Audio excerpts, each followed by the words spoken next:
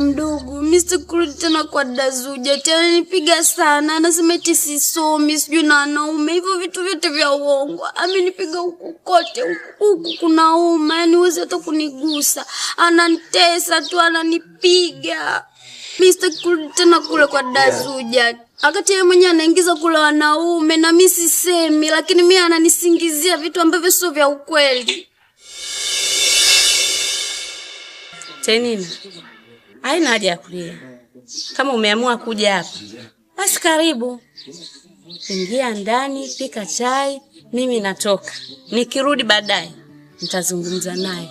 Nitamwambia wewe umeamua kuja hapa, utaishi hapa, utaishi na mimi. Kila kitu tutakaa sawa na shule utaendelea kama kawaida binti yangu. Sawa? Wala hata usijali.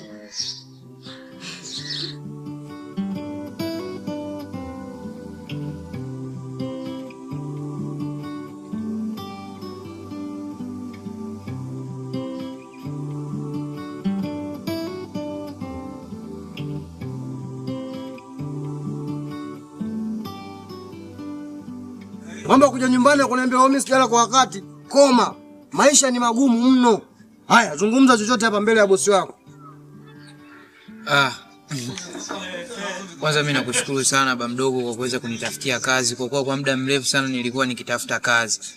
Na Waswahili wanasema kwamba mtafutaji hachoki, basi na kama akichoka basi keshapata. Kwa upande wangu mimi ni mtafutaji. Nimeshapata, nahitaji kupumzika. Kwa hiyo bosi, mimi nakuahidi kuchapa kazi kwa uadilifu kabisa. Msingi tupeane tu ushirikiano. Usijali kabisa. Kazi ushapata.